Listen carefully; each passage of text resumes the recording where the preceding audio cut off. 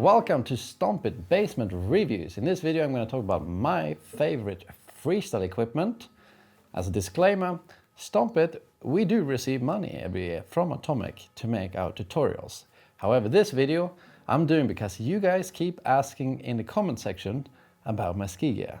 So I'm going to express my opinions about it. I know this is a ski review, but the main thing that funds these videos are our camps. So consider joining one of our ski technique, freeride or freestyle camps for adults and take your skiing to the next level. Hope to see you at one of them. Ciao.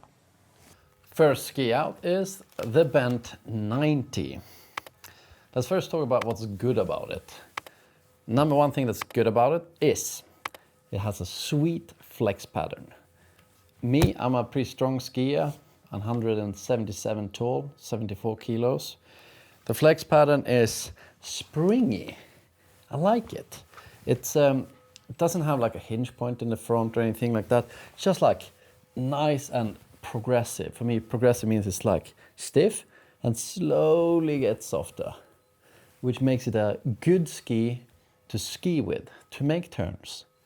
So carve, wind up. Oh.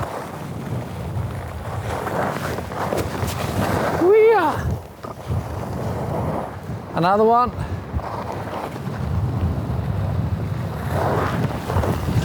Yeah! However, the flex pattern could be challenging for a weaker skier to do, say, tail butters, nose butters, especially if you have a longer model, as it gets a little stiffer than I rock the 178 one. So it's like a centimeter taller than me. It should be on paper, but it's not. Guess they measure it this way. All right, so with low speed, yeah, and then you can ollie back to normal skiing again. It's 90 millimeters wide, that's the name, Bent 90, and I just think that's perfect width for freestyle skiing. Like the Bent 100 over there, it's, you know, it's a little bit on the wide side, but that's also nice in some ways. Just think it's really good width. That's what I choose to ride most of the time in the park. The radius on this ski is sweet for carving off jumps, forward or backwards, it doesn't matter. It's got quite a long radius, which makes it like easier to predict when is the takeoff going to come. Because, you know, if you carve off a jump, you want to take off pretty much straight down the jump so you don't drift off too much. But you can do that too if you want to, which is good. Line myself to the side and tack. That was perpendicular, if anything. Then you could add mute grab. For some extra style. Last thing I really like about it is that it's light. It's roughly 1600 grams, making it easier to turn in the air. Like if you want to spin real fast, you feel the difference, which I like a lot, how they managed to make it this stiff and at this low weight. It's pretty sweet actually. And let's talk about what's bad. The thing that I have in mind is the radius. I think it's too long. When I go playing around, you know, here in Hawx we have wonderful rollers to carve over, like easy blue, easy red runs with nice rollers. I find it just turns a little bit too slowly for my taste. I would like it to be a little bit snappier, but you know, then it would probably carve too rapid or like too tight radius to jump in. And that's more important to me. But that's the biggest downside of this ski, is that it's radius is just a wee bit on the long side to have fun carving up the slopes. Nice, Jens. Ah, so smooth. Last thing that's bad about this ski, I don't know, on the website, they describe it as an all-mountain ski. They can take on the whole mountain because it has horizon tech in the tip and tail. I think that's just bullshit. It's a freestyle ski, and if you have it mounted pretty far forward as I have, like minus 1 centimeter from the center, it's not gonna take on powder skiing at all. It's gonna submarine and be, you know, it's not gonna be great. But you know, if it's dust and crust, sure you can ride it, but it's, as I see it, it is not an all-mountain ski, it's a freestyle ski. Lastly, what I want to talk about is who this ski is good for. I do think this ski can be handled by a really broad like amount of skiers, from beginner park skiers to pretty advanced skiers like myself. The best skiers in the world rip it, but maybe for them it's a bit too soft to land like nose heavy on a triple cork. Maybe they'd like to have something even stiffer. But for a beginner, you know, the lightness is going to help you spin. The stiffness is going to be a little bit challenging for like a beginner intermediate skier looking to learn his first, say, nose putter threes, just because with the stiffness you can turn well, but it will be more challenging to butter. The shortcut around it is that you get slightly shorter ski compared to your length to make it easier to butter. So for example, if I went down one length in these ones, it'd get significantly easier for me to butter them, but at the cost that of it won't ski as well for me, especially not in like cruddy front country, which I try not to use the ski for anyway. So that's the Bent 90 for you. Next product we're going to talk about is the Hawx 130S Ultra. It's what I use for freestyle skiing, hardcore freeride skiing too, actually. First thing I want to talk about is the modifications I do to this boot when I get it. Number one, I put on a booster strap. This is the same booster strap I showed like 3 years ago in a video. It's still with me. It's basically this elastic material and a really nice system here to tighten it. And I often put it on the inside of the plastic. That was hard. Why is that so much easier to do? Like I rock it like this when I ski. So I don't put it on the outside of the plastic like most, but on the inside for a snug fit. I like it quite a lot. So number one thing. Second thing I do when I get this boot is that I usually need to push it out a little bit over the little toe, because I got a little bit of a skier's toe there. But I still buy the most narrow boot, the Ultra. It's 98 millimeter last and rather low volume, because I like a snug fit, so I can, you know, push it out just a little bit or do it again if I have to. But yet get this kind of low volume, narrow fit that works well for me. Last modification I do, I'm really happy with. I've been doing for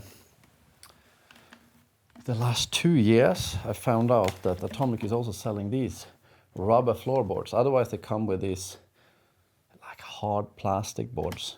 Well, this one is nice and rubbery. Saves my you know, knees a little bit on all those icy rail landings and jumps. I just chuck it in there. You can use double-sided tape to make it stay put, but it works to just put it there actually. It's real nice.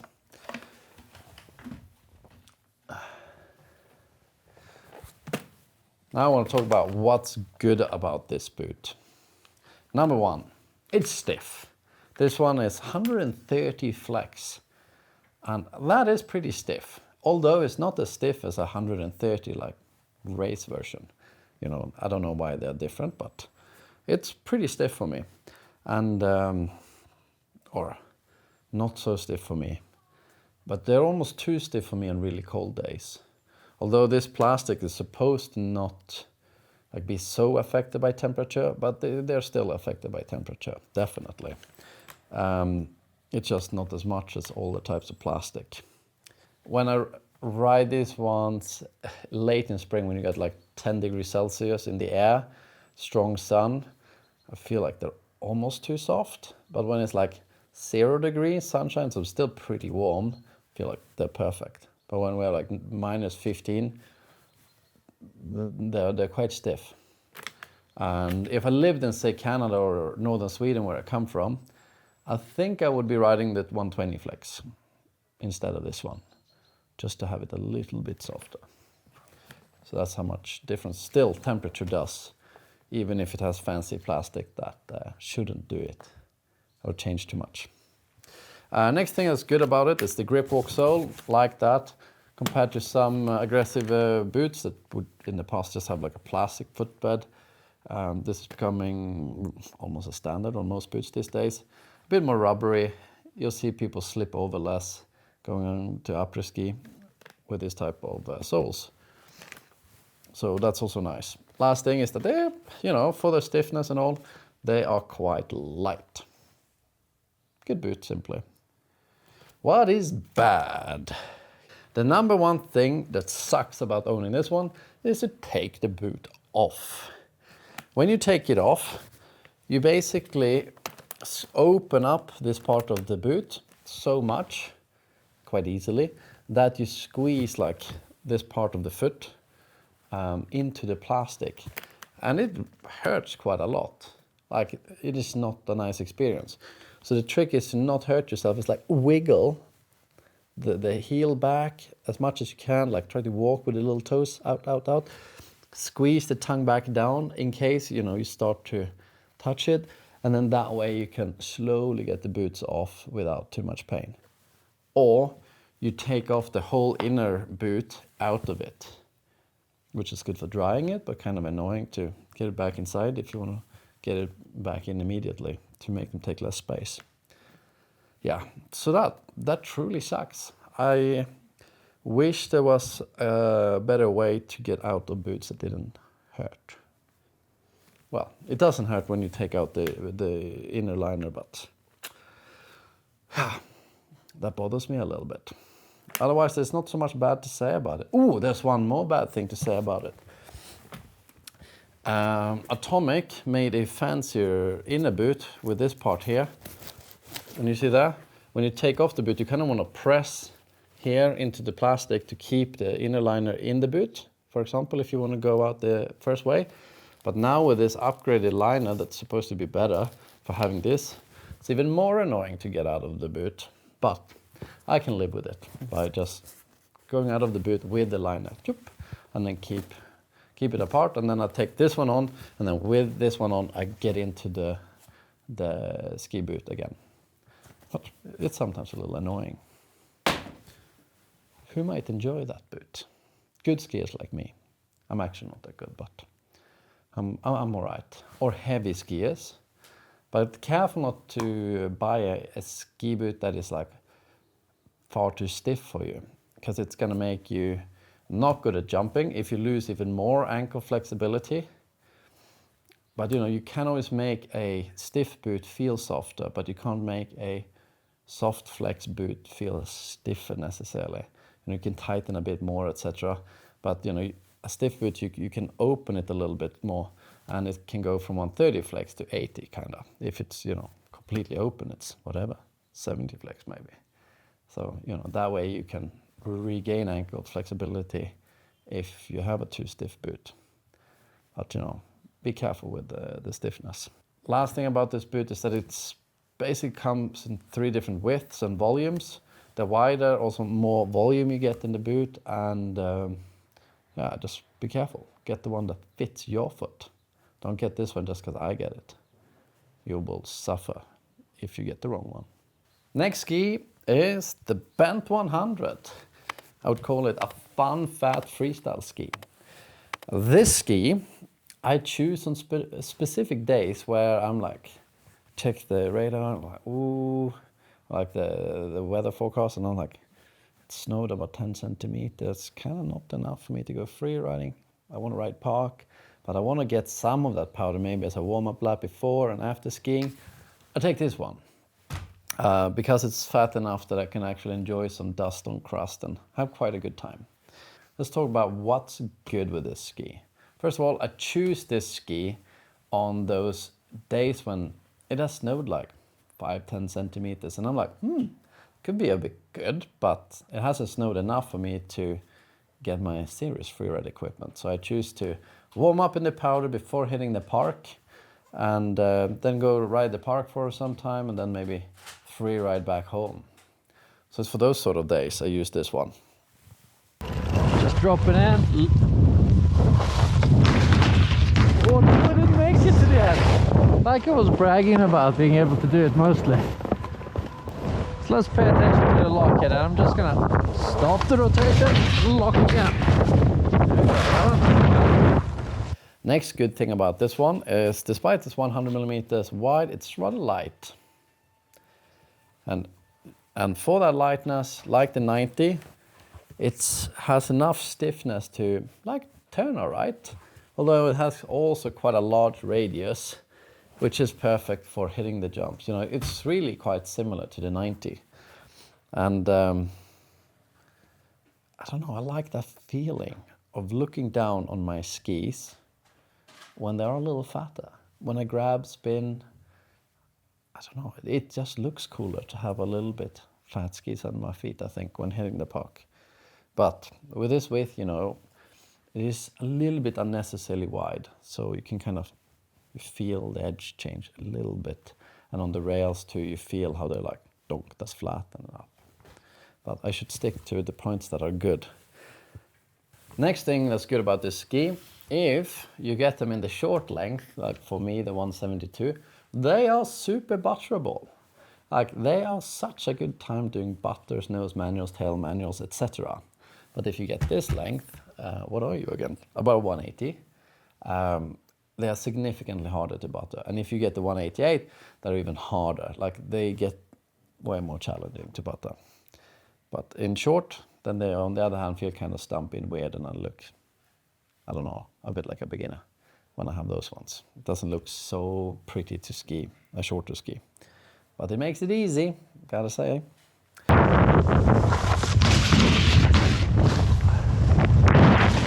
Let's talk about what's bad about this ski. Also, I think it's, if you read the description online, it sounds like it can do absolutely anything.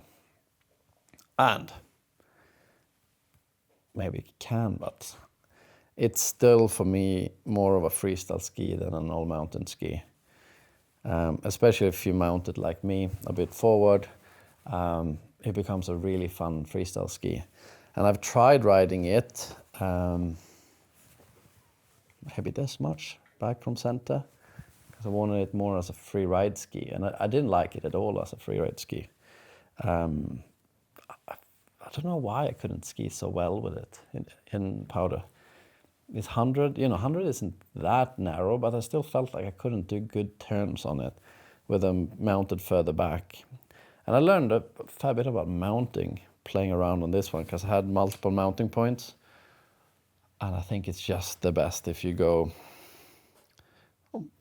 +5 from recommended or so. Yeah, I like that. But recommended is just a bit too far back. It's a confusing ski in that way. And if you're, you know, just get off, you know, start with factory recommendation, if you're freestyling, I think you'll be a bit disappointed with it. So mount them a bit more forward, and I think you'll have a better time. Next thing that I think is bad about this ski is the radius. I think it's a bit too long, and that's already at 180. In 172, you know, they turn a little bit sharper. I like the radius better on that ski. Or if you go for 188, like, it's even longer, the radius. So for just carving around, it's a little bit boring. You know, it's light, it's not so stiff. So if you want to really carve with a long one, you got to ski so fast that you start feeling that, you know, this is not built like a GS ski. So holds it back a little bit. That is a bit of a shame. I kind of wished I had a little bit tighter radius. But, you know, it would be harder to carve off jumps with that. So I guess it's good the way it is. Last thing is, like, who might enjoy this ski? I think of a persona that can only, like, afford one ski. Then it's a pretty good option. Like, if you're into freestyle stuff and a little bit of free ride, all mountain, yeah, it's pretty cheap to have only one of these. You know, you can do it all on it a bit, but, you know, you're not gonna learn to maybe do sick carve turns on it, but, you know, you'll have a good time, and only one ski in your quiver, which is great. Minimalistic. I just checked my notes on what's bad. And I write, ski snobs like me that go for a ski that has a ski for every condition. And yeah, I choose this one when I want to ride park and, you know, a little bit of powder that day. So that's another persona that might enjoy this. Beautiful ski. Next sweet freestyle product is the Backland FR telescope freeride pole. I put on a smaller basket to make it a bit more freestyly and blend in when piste skiing as well. I think this pole is just great because the handle is quite narrow, making it easier to grab, and it's really grippy. This part is also real nice. I'm very pleased with it. And it has this special tool. So in the left pole you have a Phillips screw head, and in the right one you have a flat one. And as a freestyle skier, for me it's really important that my bindings are always perfectly set up, like the forward pressure, the up and down. So I enjoy that I have it always easy at hands. And my friends are always jealous that I have these poles because I'm ready to adapt my bindings, or they can borrow them and adapt their own bindings. Next thing, for freestyle skiing, it's just awesome to be able to go down to like freestyle length, 95 centimeters. This is pretty short. Like, it's nice, the light. And at this length, nobody will even see that it's a telescope freeride pole. And then when I go skiing home, I just make it a bit more proper ski length so I can do better turns or whatever. I just think they're fantastic. Everything is not rainbows and roses. It has some bad parts too. The first thing that comes to my mind, I've had a couple of them, and 2 times in the last 5 years, I have broken this part here by opening and closing this all the time. Like basically bending and squeezing on the aluminum. This part has basically fallen off, rendering it useless. And that is sad. Next thing that has happened one time, which is very fixable compared to that, is that this metal pin going through it popped out for me once. And I put on some glue and like squeeze it back in, and it was okay. But still, if you lose that pin, yeah, you'll have to get creative to fix it. Last thing that's bad about it is that this wonderful grippy like enduro bike feeling grip, if you drop it into powder snow, like so much snow sticks to it and it's kind of hard to get it off it. I hammer it together to get it off, but often some snow sticks and then you get wetter hands. So for free riding deep pow, it's not the best this otherwise wonderful grip. Who might enjoy this pole? It's obviously gadget nerds like myself who loves having those screwdrivers in there. Freestyle and freeride skiers, piste skiers, but it comes with a large basket, and that looks a little bit stupid when piste skiing or riding the park. I think it looks much better with a smaller one, which is it's a cheap upgrade or downgrade, but that's who might enjoy it, the gadget nerds out there. But for freestyle skiers, it's amazing to be able to change your dins quickly in the park immediately. Thank you guys so much for watching this ski review. Check out the links down in the description if you need to buy any ski gear. It doesn't even need to be the ones we're talking about in this video. It'll still help fund making more videos, teaching hundreds of thousands of you to ski better. See you in the next video. Ciao.